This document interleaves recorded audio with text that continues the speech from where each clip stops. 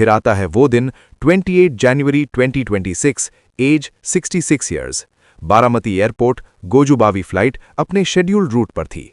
Aircraft technically fit था, pilots trained और experience थे, लेकिन जैसे जैसे प्लेन लैंडिंग जोन के करीब पहुंचा, वेदर सडनली चेंज होने लगा।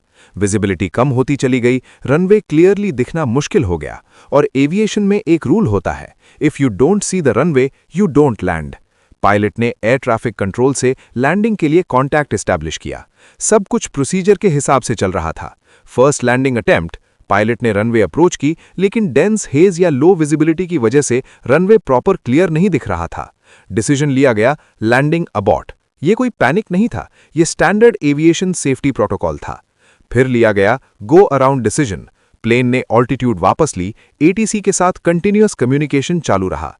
इस फेज में पायलट्स का फोकस होता है aircraft control, weather assessment, safe second attempt या diversion. Second attempt most critical phase. Second approach के वक्त कंडीशंस और भी सेंसिटिव हो चुकी थीं। वेदर अनप्रेडिक्टेबल था, विजिबिलिटी लिमिटेड थी और लैंडिंग एक हाई प्रिसिजन मोमेंट होता है। यहीं पर फ्लाइट एक सीरियस एविएशन इंसिडेंट में कन्वर्ट हो गई और प्लेन क्रैश हो गया और यहीं पे एक पावरफुल नेता की जर्नी खत्म हो गई। अब समझते हैं इंसिडेंट के बाद क्या होता है।